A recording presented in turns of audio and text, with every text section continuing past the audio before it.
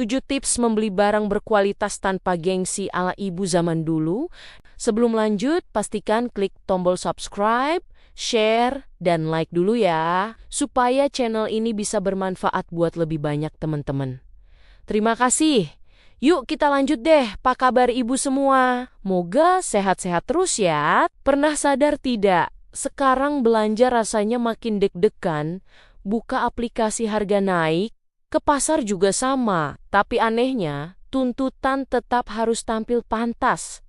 Rumah tetap jalan, dan dapur tidak boleh libur. Disinilah judul 7 tips membeli barang berkualitas tanpa gengsi ala ibu zaman dulu.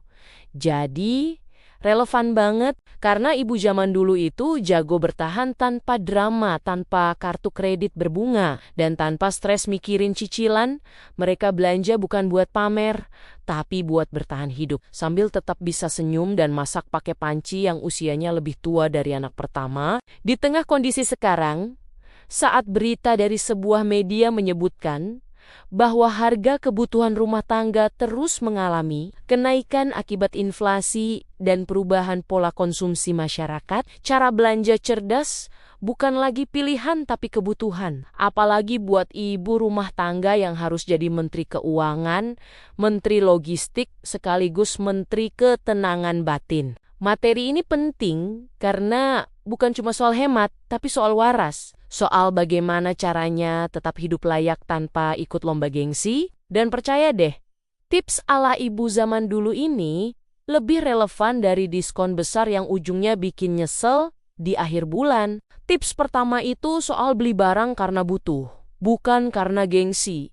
Ini kelihatannya sepele tapi efeknya ke dompet luar biasa. Ibu zaman dulu itu tidak pernah belanja sambil mikir tetangga bakal ngomong apa. Yang dipikirkan cuma satu, ini kepakai atau tidak. Misalnya ember di rumah sudah penyok sedikit, tapi masih bisa nampung air, ya dipakai saja.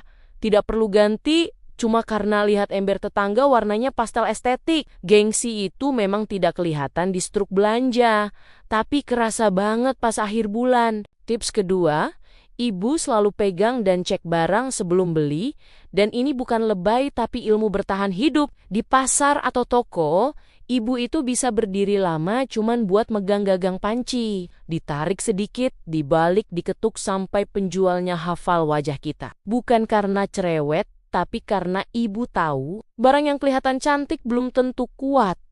Dan barang yang kuat biasanya kelihatan dari beratnya, dari bahannya, dari finishing yang tidak asal. Tips ketiga, ibu tidak mudah tergoda diskon.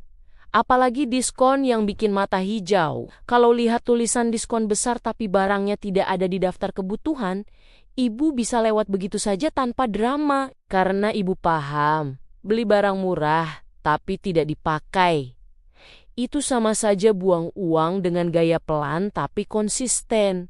Seperti diet tapi tiap malam ngemil. Lebih lucu lagi kalau belinya banyak karena murah, lalu bingung sendiri pas nyimpen di mana. Tips nomor 4, ibu lebih percaya rekomendasi orang daripada iklan. Apalagi iklan yang modelnya cantik, sambil senyum lebarnya setengah meter. Ibu akan tanya ke tetangga, sapunya awet tidak, panci ini cepat gosong tidak, rice cooker ini boros listrik tidak. Karena pengalaman orang itu jujur, tidak pakai filter, dan biasanya disertai keluhan real seperti tutupnya cepat longgar atau tombolnya suka macet. Tips kelima, ibu tidak malu beli barang polos, tidak ada logo gede, tidak ada warna yang bikin silau mata. Bagi ibu, yang penting barang itu kerja dengan baik, tidak minta perawatan ribet, dan tidak bikin emosi pas dipakai. Panci tidak perlu tulisan asing.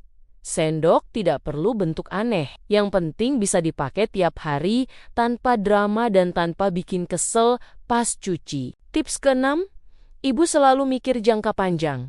Walaupun tidak pernah nyebut istilah investasi, ibu lebih pilih beli satu barang yang agak mahal tapi awet bertahun-tahun daripada beli murah tapi tiap beberapa bulan rusak dan harus beli lagi. Kalau dihitung-hitung, yang mahal tapi awet itu malah lebih irit. Cuman memang godaannya di awal lebih berat karena harus keluar uang agak banyak. Masih di tips ke-6, Ibu juga mikir soal tenaga dan emosi. Barang yang awet itu bikin hidup lebih tenang. Tidak perlu sering bolak-balik ke toko, tidak perlu sering ngedumel karena barang rusak di saat genting. Emosi ibu itu juga aset keluarga, dan ibu zaman dulu paham betul soal ini walaupun tidak pernah ikut seminar keuangan. Tips ke-7 ini yang paling dalam dan paling sering diulang ibu sambil masak. Uang itu capek nyarinya. Jadi jangan dihamburkan cuma demi senang sesaat. Setiap belanja, ibu selalu ada rasa tanggung jawab. Bukan cuma ke dompet, tapi ke seluruh isi rumah. Karena uang belanja itu hasil keringat, doa, dan kadang hasil nahan keinginan sendiri. Di tips ke-7 ini, ibu juga ngajarin soal prioritas tanpa ceramah panjang. Kalau uang cukup buat beli beras bagus dan lauk sederhana, itu sudah bahagia. Tidak perlu memaksakan beli barang lain yang cuma bikin bangga sebentar, tapi bikin mikir lama. Ibu tahu, tenang itu lebih mahal dari sekadar gaya. Masih soal tanggung jawab, ibu juga selalu mikir dampaknya ke masa depan. Kalau hari ini boros, besok bisa stres, dan stres ibu itu efeknya ke seisi rumah. Makanya ibu zaman dulu lebih pilih sederhana tapi stabil, daripada ramai belanja, tapi ujungnya pusing sendiri. Di semua tips ini, satu benang merahnya adalah sadar diri dan sadar kondisi. Ibu tahu batas, tahu kemampuan, dan tidak membandingkan hidupnya dengan orang lain. Kalau dipikir-pikir, semua cerita tadi bukan sekadar soal belanja atau barang, tapi soal hati yang belajar tenang. Tapala yang belajar waras. Ibu zaman dulu mungkin tidak kenal istilah manajemen keuangan.